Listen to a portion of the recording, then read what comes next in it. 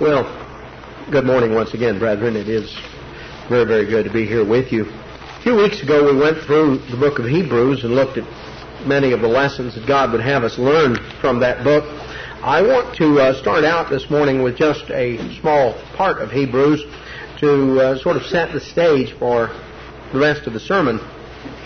We'll notice in Hebrews chapter 8, Paul has been going through describing various things about the priesthood and establishing the fact of Christ being our high priest, establishing the primacy of the priesthood of Jesus Christ, the Melchizedek priesthood. And Paul goes through and spends a lot of time establishing that in earlier parts of the book of Hebrews. And now in chapter 8, verse 1, he begins to summarize.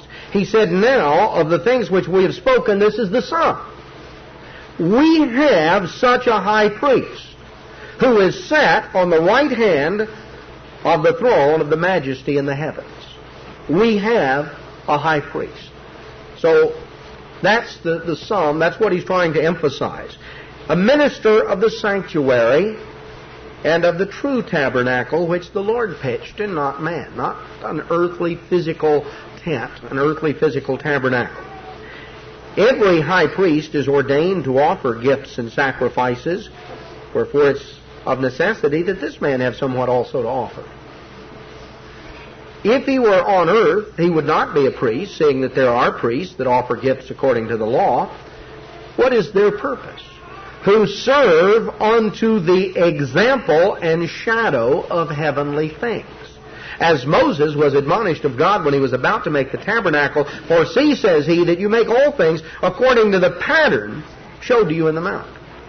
The physical priesthood on earth, the ceremonies that took place at the temple in Jerusalem day in and day out, the ceremonies that most of these individuals who were the original recipients of the epistle to the Hebrews, ceremonies with which they were intimately familiar, ceremonies that they had stood and watched take place countless numbers of times.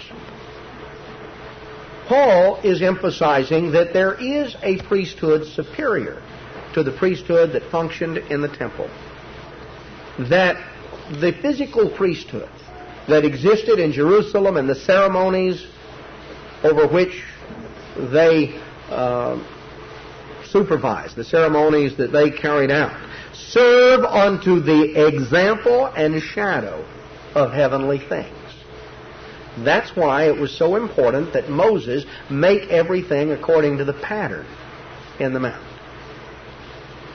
The example and shadow of heavenly things. Now, with that in mind, we're told, with that in mind, let's go back to the book of Exodus and let's examine a little bit about the pattern that God gave to Moses in the mount, with the understanding to begin with that what we're reading was intended as a shadow of heavenly things, as an example or an illustration of a heavenly reality.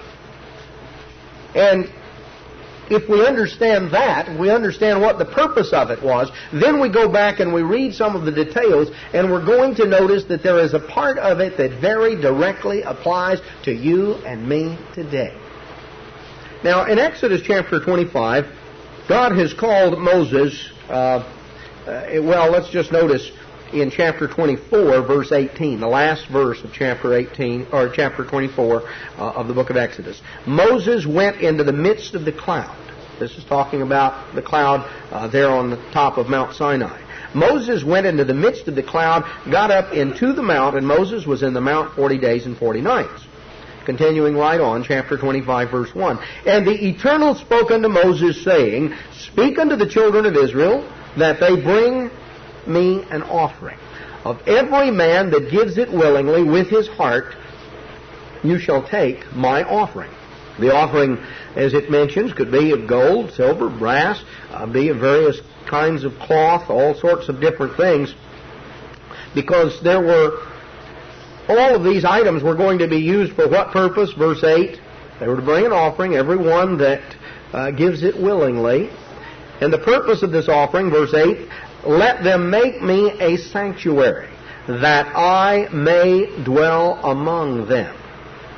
according to all that I show you, after the pattern of the tabernacle and the pattern of all the instruments, even so shall you make it. So God wanted a sanctuary built, that he might dwell among the children of Israel, and Moses was instructed to follow the pattern that God would give him for the tabernacle itself and for all the instruments of worship that were to be constructed. Now we know from Hebrews 8 why it was so important for Moses to follow the pattern. Because the things God was going to have him construct, all of those items illustrated a heavenly reality. They were like a shadow or an example, a type of heavenly things. Now there were various things that were to be made. Verse 10, you shall make an ark. In other words, this was a box. It was made out of wood, and then it was covered with gold. And inside it was constructed so that it could be carried. There would be rings on each of the corners and staves that would go through them, so that it was designed so that 4 Levites could carry the box. You know, if you have 2 long staves going through, then you have a Levite on each end. And in the ark, in this box, was to be put the testimony which I shall give you. And then, now the box, you know, had its 4 sides and its bottom, but it was open on the top, and there were things to be put in it. But now there was something else to be built, a mercy seat made out of pure gold. And it was designed where it would fit on the top of the box. And there were then over the mercy seat 2 cherubim that were to be made out of gold and placed there, and they were to stretch out and cover this. Now the box itself was 2.5 cubits, and a cubit, of course, is about 18 inches, so approximately. So you're looking at the box was about 4 feet long, just over 4 feet in length. So it was a pretty good sized box, and this was designed and built, and the mercy seat was to be put upon the ark, upon the ark. Verse 21. Now why? Verse 22, and I will meet with you, God told Moses, I will meet with you, and I will commune with you from above the mercy seat, from between the 2 cherubim which are upon the ark of the testimony of all things which I will give you in commandment unto the children of Israel. God was going to regularly meet with Moses. And where would Moses meet with God? Well, God said, I will commune with you from above the mercy seat between the 2 cherubim. Then he went on. There were other items of furniture to be built. There was a table of showbread that was to be constructed in candlesticks of pure gold. Again, it was emphasized, chapter 25, verse 40, and look that you make them after their pattern that was showed you in the mount. God showed Moses a pattern. Chapter 26, you shall make the tabernacle, and it describes all the details of the tabernacle. Chapter 27, verse 1, you shall make an altar, and the altar was to be 5 cubits long. So it was more in the neighborhood of, about 8 feet in length, something like that, and 5 cubits broad. So it was about an 8-foot square altar to be built 4 square, and the height of it was 3 cubits, which would be about 4.5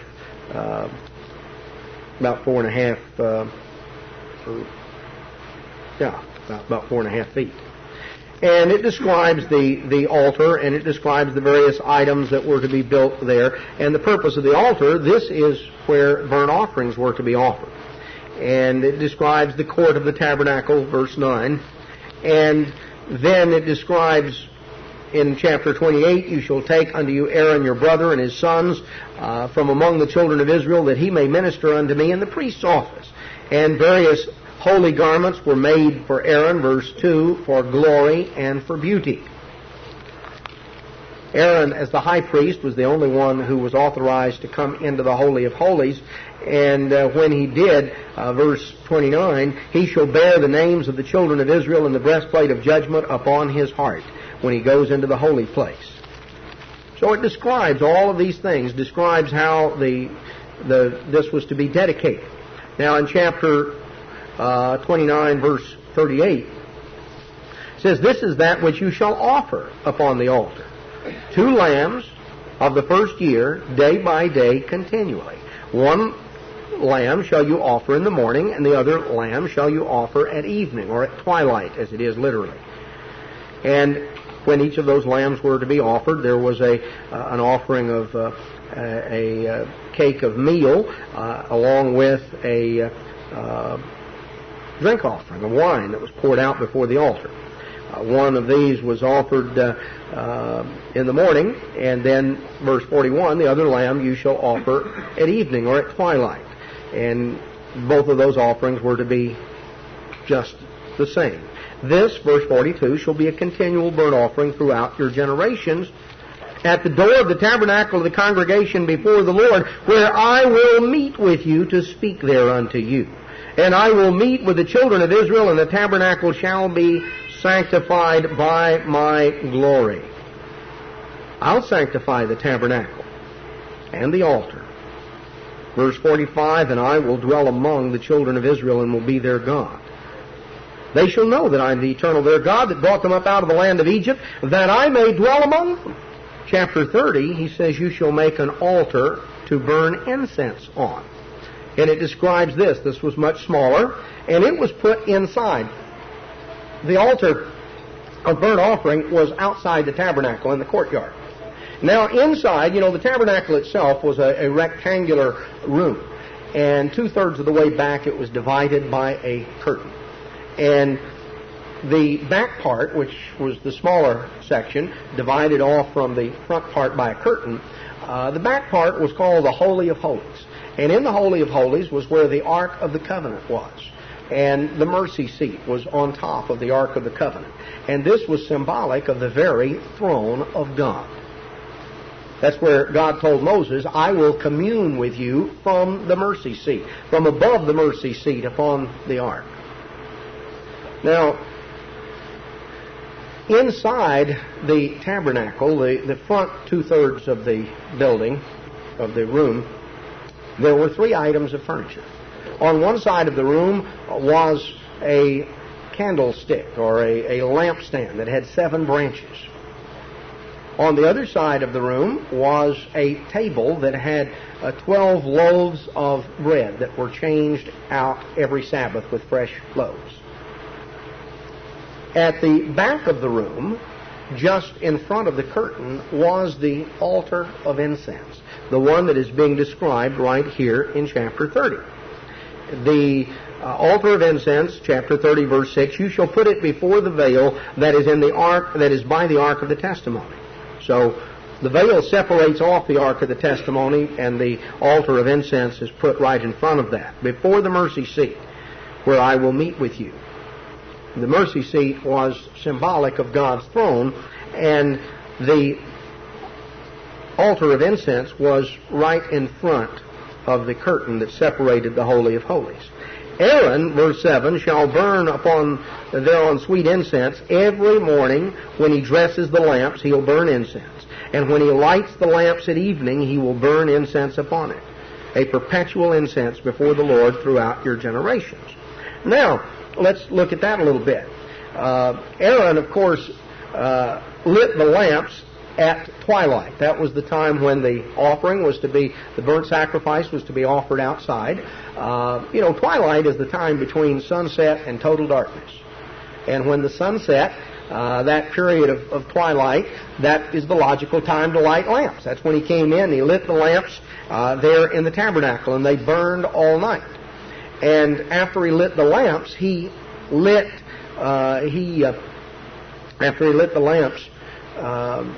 offered incense upon the altar. In the morning, when he dressed the lamps, if you've ever had coal oil lamps or something like that, you know that you've got to trim the wick. After you've quit burning it, when the light goes out, you got to trim the wick where it's ready to be lit again. So in the morning, when Aaron would go in and he would trim the wicks, and then he would offer incense again. So the morning and evening sacrifices were offered every morning and every evening, and right after the morning and the evening sacrifice, the incense was to be burned upon the altar. He said in verse 9 of chapter 30, "You shall offer no strange incense thereon." Now, he goes on and describes all the ceremonies. He even describes how to make the incense to Moses in chapter 30, verse 34. Take sweet spices, details it out. And these came, not pre-prepared. They came in various forms, these various spices. And he told them in verse 36, "You shall beat it very small, and put of it before the testimony in the tabernacle of the congregation, where I will meet with you." The incense was beaten up. Some of it was like blocks and chunks. It was beat down with like a mortar and pestle, to where it was ground up very fine powder. And the formula was followed, and it was mixed up. But notice that the emphasis here, as all of these things are being described, the tabernacle, the furniture, the offerings, the sacrifices, the incense, it's all described in the context of God meeting with the people. Of the people meeting with God, either directly or through the intermediary, the high priest. Now, we're going to understand some more about that as we go on. What was the significance? I want to focus our attention for a little bit on the incense and on the altar of incense. Now, notice here that the altar of incense was right in front of the veil. Right in front of the veil that separated off the holy place from the Holy of Holies. And when you go back and you read about the account of the crucifixion of Jesus Christ, you read about a particular event that took place. I'm sure you remember what it is. Particular thing that occurred when Jesus Christ died. It's described in the gospel accounts. We're told in Matthew's account that there was a great earthquake that occurred when Jesus died. And talks about in Matthew chapter 27, verse 50. Jesus, when he had cried again with a loud voice, yielded up the ghost, and behold, the veil of the temple was rent in two, from the top to the bottom, and the earth did quake, and the rocks rent. A tremendous earthquake that literally shook everything all around there, and one of the things that it did was it tore into the curtain that separated the holy place from the Holy of Holies. Now, Paul comments on that back in the book of Hebrews. There was spiritual significance to the fact that the veil of the tabernacle was split in two. That as it describes some of these things that are done here in Hebrews chapter 10. Hebrews chapter 10, verse 19, "Having therefore, brethren, boldness to enter into the holiest by the blood of Jesus, by a new and living way, which he has consecrated for us through the veil, that is to say, his flesh. Having a high priest over the house of God, let us draw near with a true heart in full assurance of faith." We're told that we're to have boldness to enter into the holiest, the Holy of Holies. The Holy of Holies in the original tabernacle contained the Ark of the Covenant.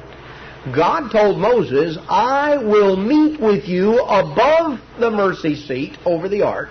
I will meet with you above the mercy seat to commune with you, to fellowship with you, to instruct you, to teach you. I will meet with you there from above the mercy seat." Now, God dealt with Moses in a very personal way. As we come through the story of the Old Testament, we will find that the high priest alone was authorized to enter into the Holy of Holies only once a year on the Day of Atonement. He had to bring in blood and sprinkle on the mercy seat, and he came in before the mercy seat once a year on the Day of Atonement. No one else was authorized to go into the Holy of Holies. The average person could not even come into the tabernacle or the temple itself. The priests and the Levites could only approach into the holy place. The high priest alone could come once a year. Can you imagine what it must have been like as you would have stood and watched these ceremonies take place? And you know, as the number of priests increased, by the time of King David, about 400 years or almost 500 years after the events we're reading here in Exodus, by the time of King David, there were so many priests that they couldn't all carry out these things all at the same time. You know, the priests started out with Aaron and his sons. That was the entire priesthood. That'd keep everybody busy. You know, there weren't very many of them. Then 2 of them died, so then there were less. Then it was Aaron's grandchildren that began to function and Aaron's descendants. But as several centuries had gone by the time of King David, there were thousands of priests, descendants of Aaron. So David divided the priesthood into 24 courses, and they all took turns, and everybody in the course, everybody had 2 weeks a year that they served in the tabernacle and later in the temple. Now, as the time went on and as the numbers increased, these 24 courses were continued. And the priests of a particular course, you know, when they would meet together by the time, let's say, of the New Testament period, any given course of priests would probably consist of easily maybe even a few thousand priests. Maybe a few hundred, or maybe 1,000, 2,000. Well, they obviously couldn't all carry out all the ceremony at the same time.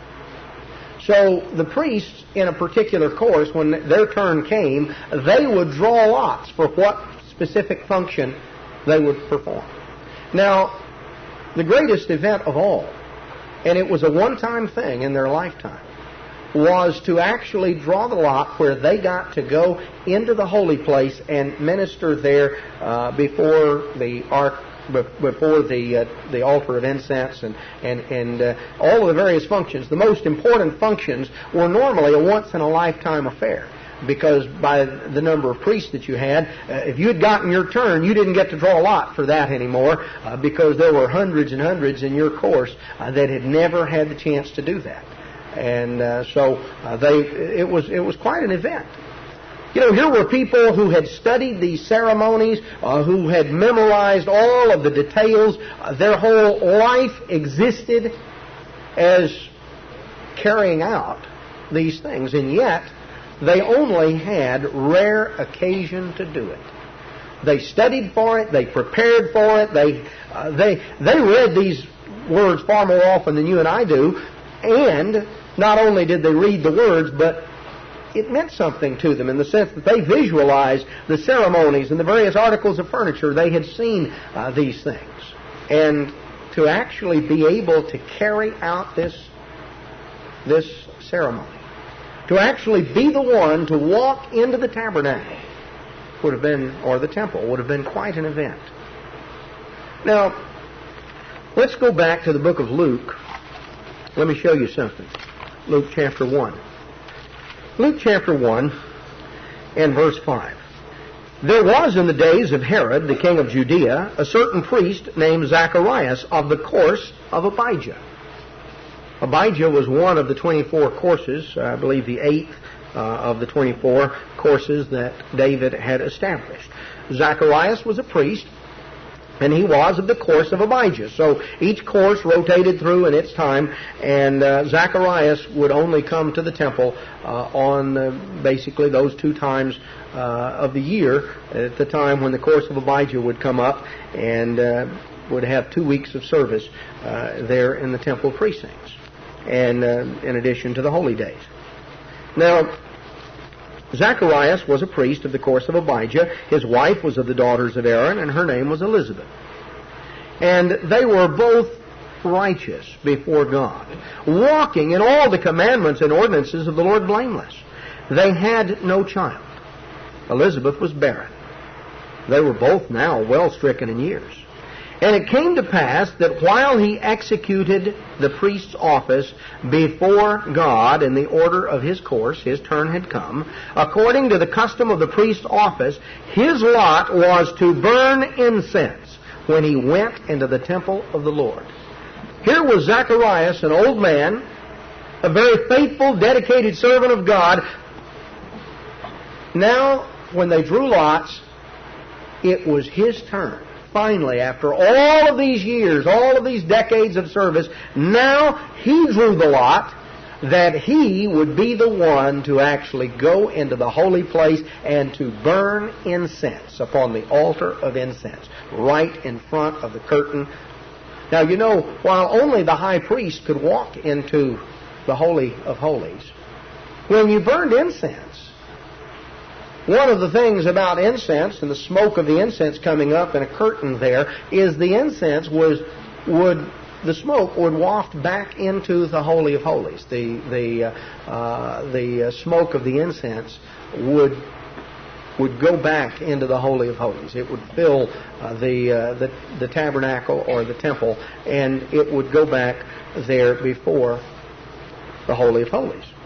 His lot was to burn incense when he went into the temple of the Lord. And the whole multitude of the people were praying outside at the time of incense. Now, why was everybody gathered around praying at the time when Zacharias went in to offer the incense? I'm going to show you that in just a moment. And when he went in to offer the incense, there appeared unto him an angel of the Lord standing on the right side of the altar of incense. Now, what a remarkable thing that was. To begin with, you can imagine how excited he was. He had drawn the turn to go in to the temple and burn the incense.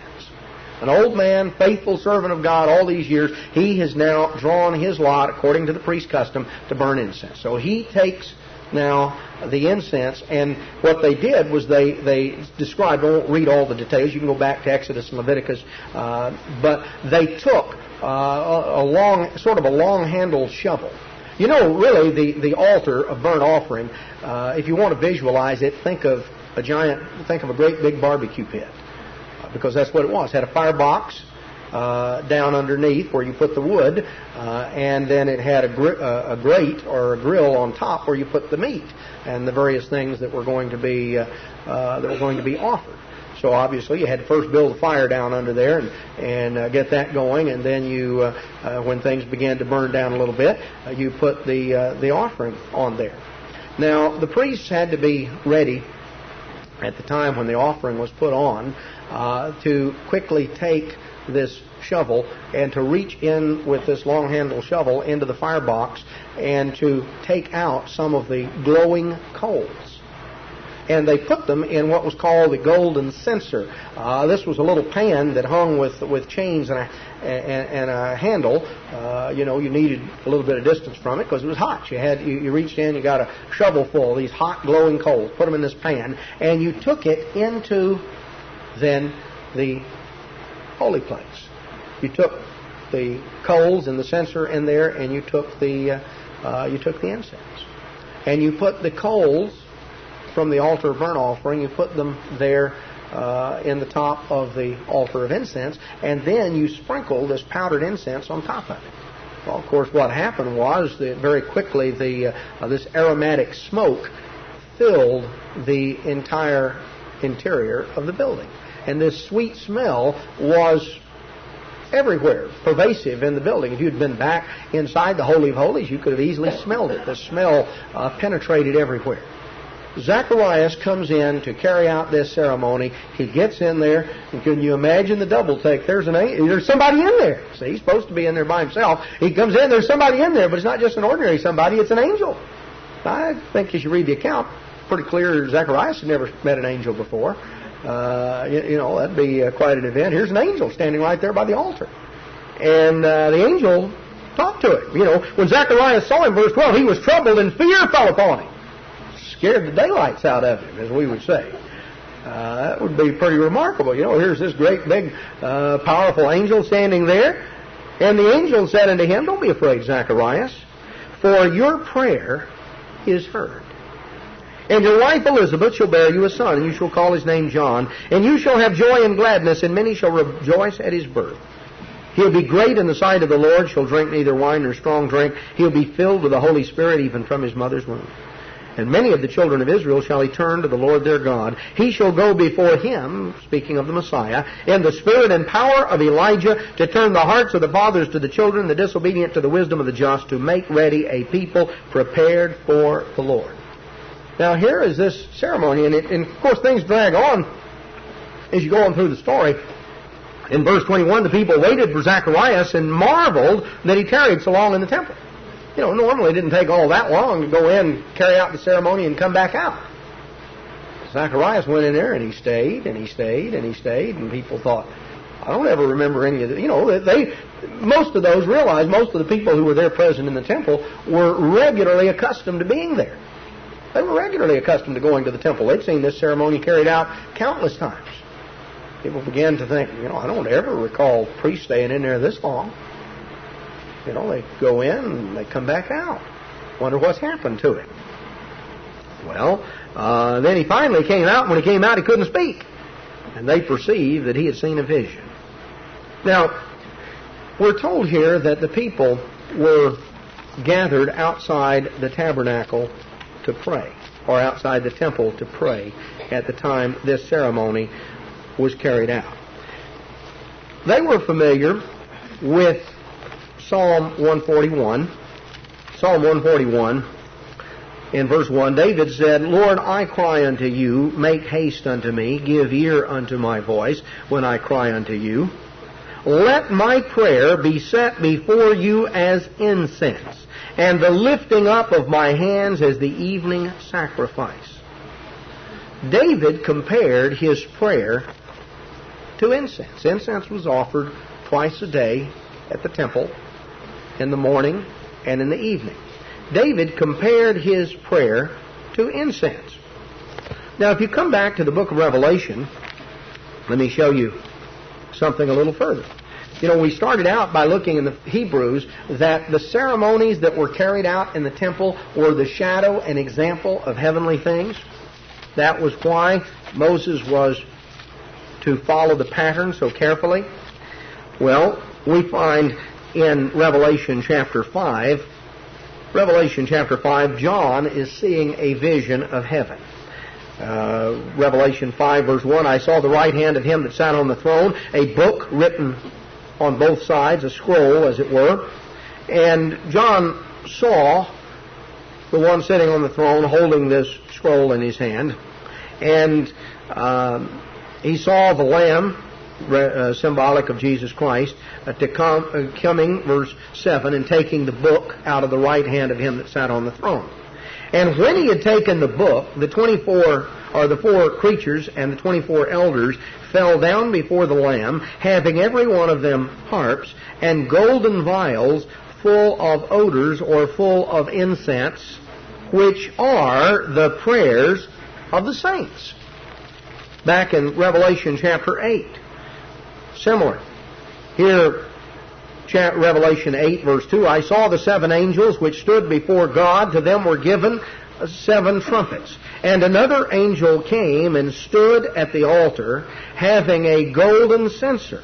Now, the priests who came into the tabernacle or into the temple had a golden censer. That was what contained the coals from the altar. Another angel came and stood at the altar having a golden censer, and there was given unto him much incense, that he should offer it with the prayers of all the saints upon the golden altar which was before the throne. And the smoke of the incense which came with the prayers of the saints ascended up before God out of the angel's hand. You see, the mercy seat was symbolic of the throne of God. God's throne is the mercy seat. Here in heaven we find an angel coming before God, and he offered incense, which was representative, as we saw earlier back in Revelation 5.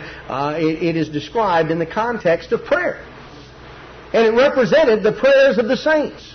Now, based on Psalm 141 and other verses in the Old Testament, the Jews understood that the incense offered in the temple represented the prayers of the people. And so it had become custom. There was no place where they were commanded to do it, but over the years the custom had developed that those who were there in the area in Jerusalem, everyone who could, came there to the temple, and it was a time when prayer was offered. The people had gathered there outside the doors of the temple at the time when the incense was going to be offered. And they stood out there praying, and at the time when the incense was being offered inside, because they had come to understand the significance or the symbolism involved with the incense. The book of Revelation makes it very clear, and it talks about our prayers, the prayers of the saints, being offered before God, ascending up as a sweet savor, a sweet smell. Now, let's look one other place. Let's look in 1 Corinthians 10. Remember, we saw that the purpose of the mercy seat, when Moses was instructed to construct the mercy seat, God told him, I will meet with you from above the mercy seat to commune with you. You see, it was symbolic of God's presence, symbolic of the presence of God. And if God is present and you have access into His presence, then you have the ability to fellowship with Him. God said, I want you to construct the mercy seat, and I will meet with you. I will commune with you from above the mercy seat. You and I will have fellowship together. We'll visit. Can you imagine what that must have been like? You know, you read in the book of Exodus, you read times in Moses going in before the mercy seat, and Moses communing with God, and God meeting there with Moses in a very direct and personal way. God dealt with Moses in a remarkable way. He dealt with him face to face like a man with his friend, we're told in Deuteronomy. God dealt with Moses in a unique way. Others simply communed through the ceremony. But Moses had the opportunity to go in and literally meet with God. 1 Corinthians chapter 10, Paul talks about the fact that Israel in the wilderness and the things they went through in 1 Corinthians 10:6, these were our examples. He goes on down in verse 11.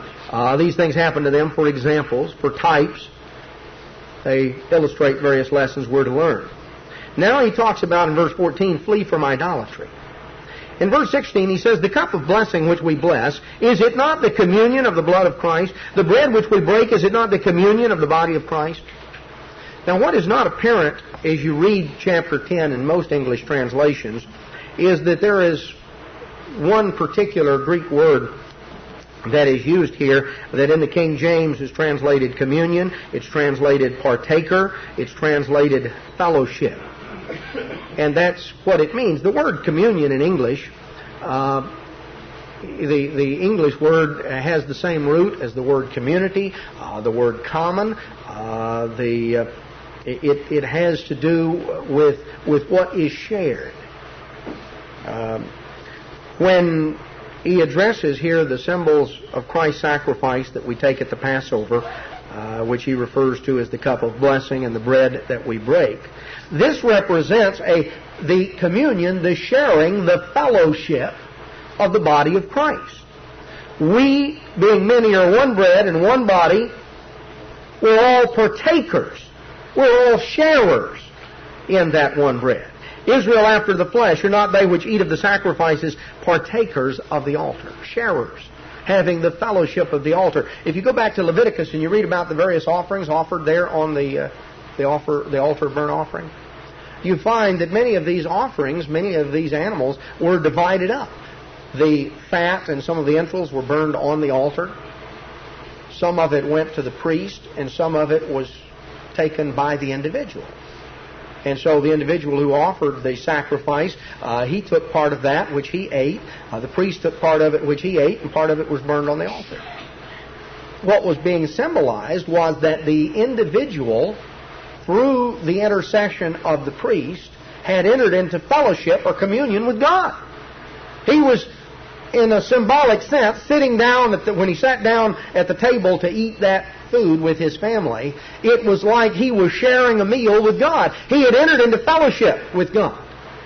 The priest made possible that fellowship by offering the portion that went to God, and then the priest kept some, and the individual kept some.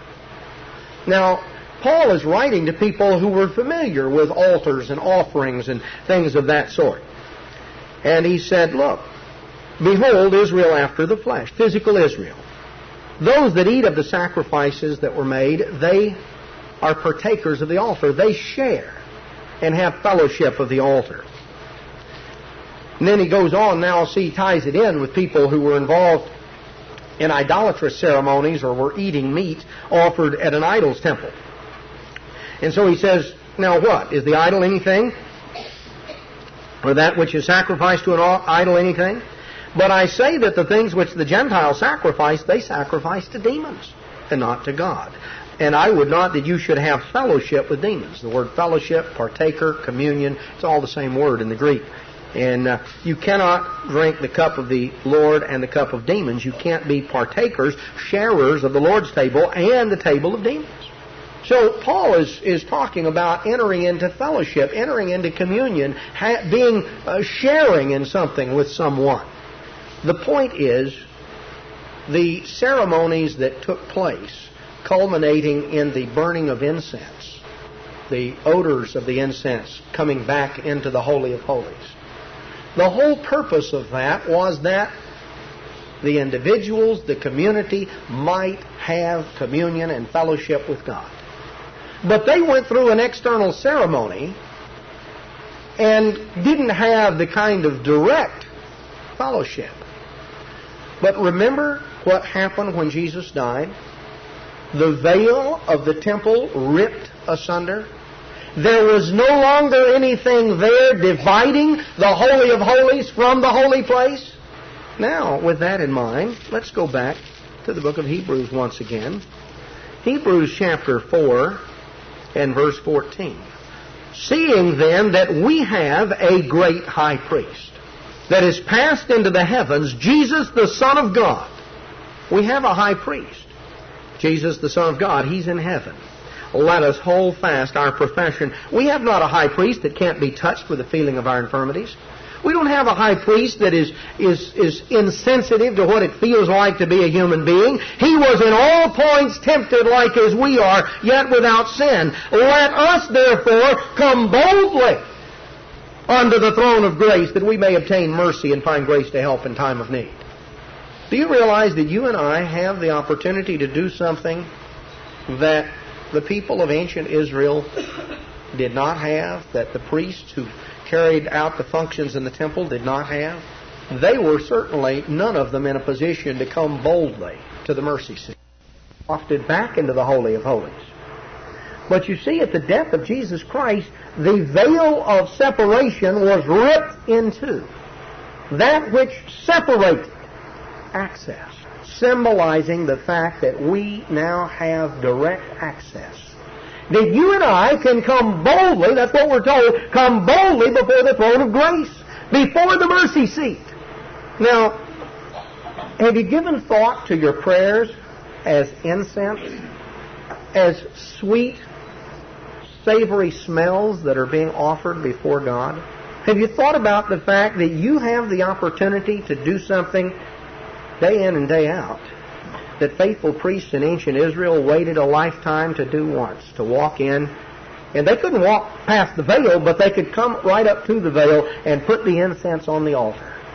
Think of how excited Zacharias must have been when he drew his lot and he looked down and he was going to get to go inside the temple and offer incense. You can just imagine the excitement and the thrill. A once-in-a-lifetime occasion, and it was his turn to come before the presence of God with incense. Now, that incense symbolized something. It symbolized the fact that we offer our prayers. It's interesting back in Exodus 30 when it describes the altar of incense and talks about the incense. And it talks about the incense being beaten up very fine. They took these big chunks of incense and they beat it down, ground it to a powder. Because you know what would happen if you came in and just sort of put a chunk of incense on the coals? Well, the outer part would burn and waft up, but the whole thing wouldn't be consumed, just be sort of a chunk sitting there. But you grind it up into fine powder, and then you sprinkle this fine powder, and you've got all of this smoke and odor that is wafting up. It's used to the full. When you and I come before God to offer our prayers, there's a lesson there for us. Remember, all these things are examples and types. Do you just sort of throw a chunk on the altar? God bless me and bless everybody. Amen. Sort of a big chunk, maybe a little bit goes on. Or do you grind it up very fine?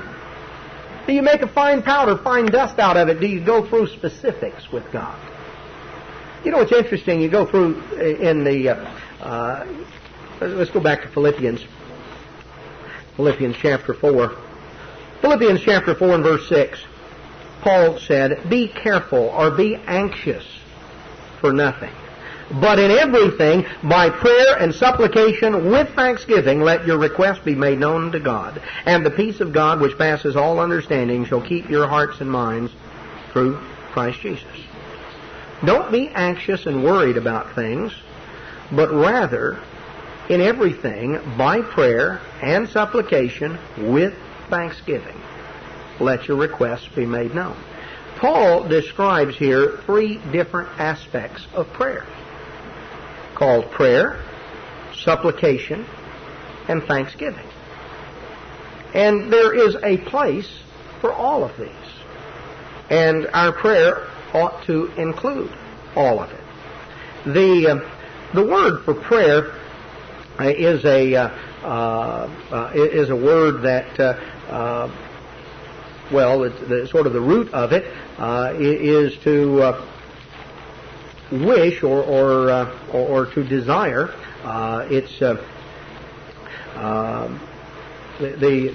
common word, most common word for prayer in the New Testament is proseukomai. Apologies for my Greek pronunciation, but the root eukomai is a word basically means to wish or request. It's the word that's used in Acts 27:29, where says, "Then fearing lest we should have fallen upon the rocks, they cast 4 anchors out of the stern and wished for the day." They were wishing for something, hoping for something. Paul uses the same word back in 2 Corinthians 13:9, where he says, "For we're glad when we're weak and you're strong. And this also we wish, even your perfection." This is what we desire, it's what we want. The word for prayer uses this term.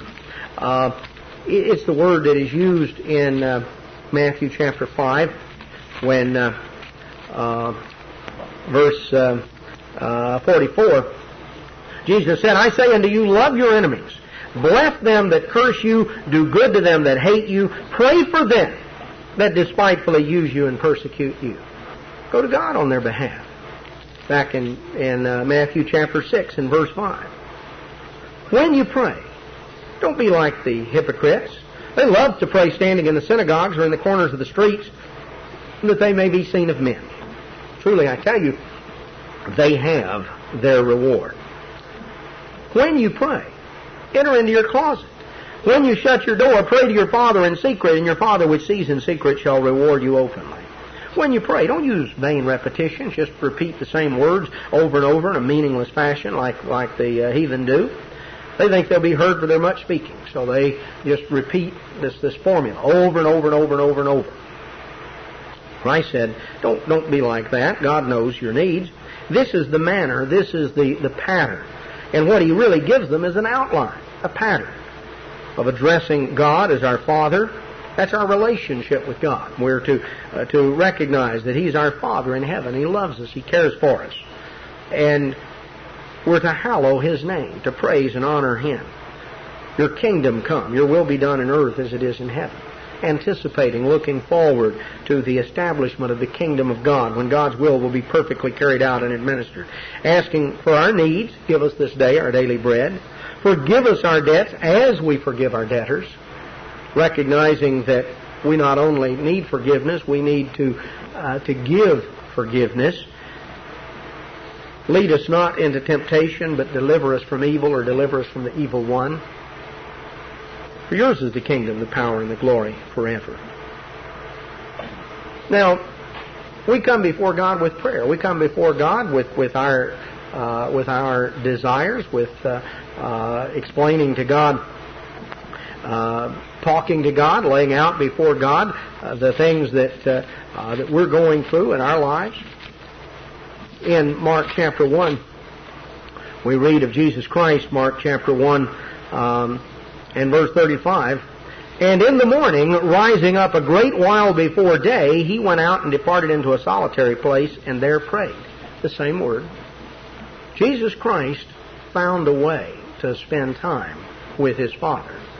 He fellowshiped with the Father, had communion with the Father. He shared with the Father, as it brings out here in Mark 1:35.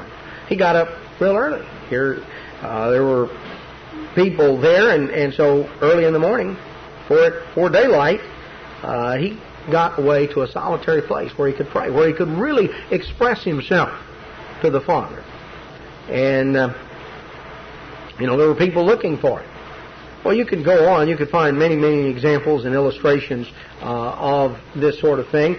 We're told that we're to continually maintain a pattern or a spirit of prayer, as it brings out in 1 Thessalonians chapter 5 and verse 7. 1 Thessalonians 5:17, where it says, "Pray without ceasing." This is the term. This is the word that's used. Pray without ceasing. Go to God, talk to God. Express your wishes and your desires to God. Now, Paul talked about in Philippians 4 that we read, don't worry about it, pray about it. Be anxious for nothing, but in everything by prayer and supplication. The word supplication is a totally different word. It's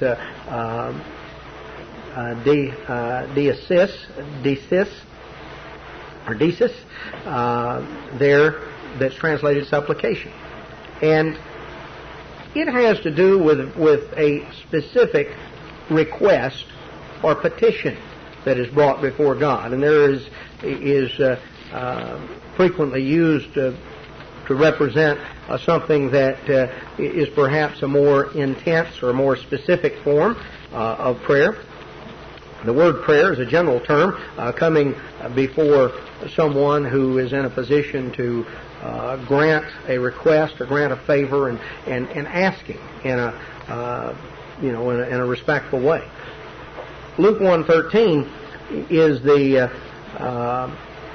term that is used where this desis is used, where Zacharias was told by the angel, "Your prayer is heard." Your prayer is heard. Your supplication is heard. This word is sometimes translated prayer, but when it's used with the other word for prayer, it's normally translated supplication. Zacharias had really made supplication. He had made very specific, intense requests before God. We read further over in the book of Luke chapter 2 and verse 37 about this elderly widow mentioned in Luke 2:37, who served God, departed not from the temple, but served God with fastings and prayers, fastings and supplications, night and day. She was continually going before God with supplication, with really beseeching God, laying out specific requests before God. It's a term that is used that's used several times in the Scriptures. We're told, for instance, in Acts chapter 1 and verse 14, after the resurrection, the disciples were told, Acts 1:14, "These all continued with one accord in prayer and supplication." Both words are used. They talked to God, and they really besought God and with specific requests, with prayer and supplication, and the women, and Mary the mother of Jesus, and with his brethren. So they spent time in prayer and supplication, talking to God, making their requests known unto God, really beseeching God, having a special and intense relationship with God. Now, Paul said, additionally, we're to prayer and supplication with thanksgiving. Eucharista is the word that is used here. It's the term. Well, let me show you a couple of examples back in Matthew chapter 15, verse 36. It's the word that's translated here. Matthew 15:36. Jesus took the 7 loaves and the fishes. He gave thanks and broke them and gave to his disciples, and the disciples to the multitude. He gave thanks. This is the third form. We talk to God and talk to Him about what's on our mind, what we desire, what we need. We supplicate God. We really beseech God for specific needs and petitions, and we thank God. Jesus gave thanks. Acts chapter 27. Let's just notice a couple of other examples.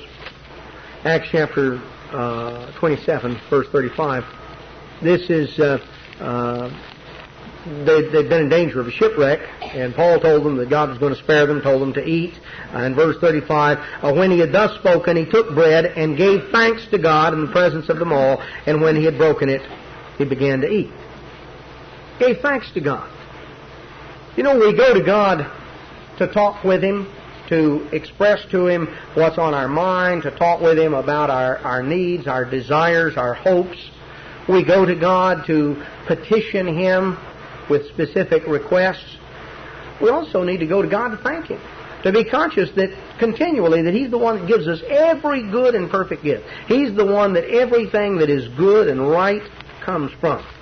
And we're told over and over, this is a word that's generally rendered is to give thanks or thanksgiving, depending on exactly the form of the word, the grammar of it. But it's a word that means to thank, to express thanks to God, to be appreciative, and that, of course, is something that needs to be very much a part of our lives. You can go through it. It's again prayer, supplication with thanksgiving. It's the word that's used in Colossians chapter 2 and verse 7, where Paul tells us here in Colossians 2:7.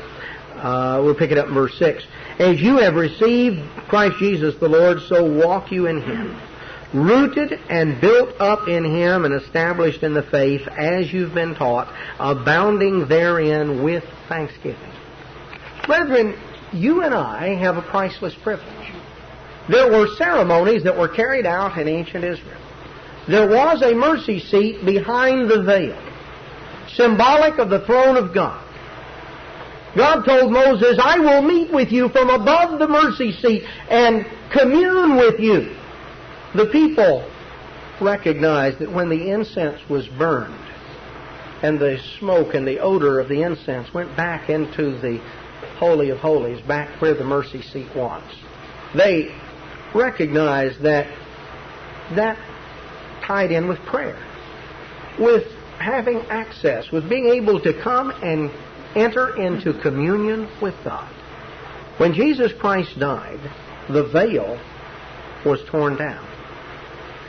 You and I, every one of us, has the opportunity to come directly to the Father through Jesus Christ.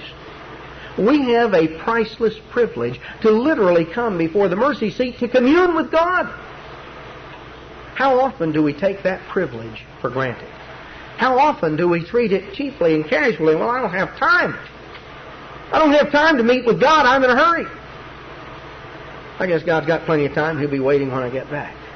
You know, if you and I were told that we had the opportunity to come in and spend a few minutes with some very important, very famous individual, you were actually going to get to come into his presence and come in there and talk to him and tell him, make your request known. People do great things trying to gain access. A lot of wealthy people donate large sums of money. In fact, they'll donate to both political parties because they want access. When they run into trouble, they want to be able to call up somebody, or maybe they contributed heavily to this senator, so they're going to have him call the president for them. Maybe set up a meeting. A lot of money is spent. A lot of effort is going into to gain access. Because people realize if you have access to the man in power, then you can come in and make a request to someone who's in a position to actually do something. People pay a lot of money for access. In fact, there are bribes paid and all sorts of things that are done. Someone trying to gain access. You and I have the privilege of access directly to God the Father because Jesus Christ already paid for our access. He offered Himself as a sacrifice to pay for sin because it's our sin that cut us off from access. That's why all these ceremonies had to be gone through to illustrate the holiness of God and the fact that access to God is not something casual. It's not something to be taken in a casual, careless way. Sin separates us from God. Jesus Christ paid that penalty. He suffered and died in our stead to pay the penalty to make possible our coming boldly unto the throne of grace. To come right in there. The high priest came in, but he had a bowl of blood when he came in, and before he could approach, he would dip his hand, and he would sprinkle the blood. The blood went before him to ensure his access, because you didn't treat that casually. Jesus Christ has already come in. His blood made possible our access. Brethren, when you and I have the opportunity to come before God in our prayer life, that is an opportunity for communion, for fellowship with God. That is the basis of building a relationship with God. You don't have a relationship with somebody if you don't talk to them and listen to them, spend time with them. Relationship shrivels, or it never gets started to begin with. You and I have the opportunity to build a relationship with our Father who loves us, who wanted that relationship with you and me so much that He gave His only begotten Son to pay the penalty for that which separates us from God. That's how much God wants that fellowship, that communion, that sharing with you and with me. How much do we want that sharing, that communion, that fellowship with God? How priceless is that privilege to us? How much do we value it? David said, "Let my prayer come as incense before you." Brethren, you and I, being aware of that, thinking about that, think about what took place day in and day out in the temple, and realize that those things were there to illustrate for you and for me the privilege of access, of fellowship, of entering into communion and fellowship and sharing with God our Father and Jesus Christ, our high priest, at His right hand.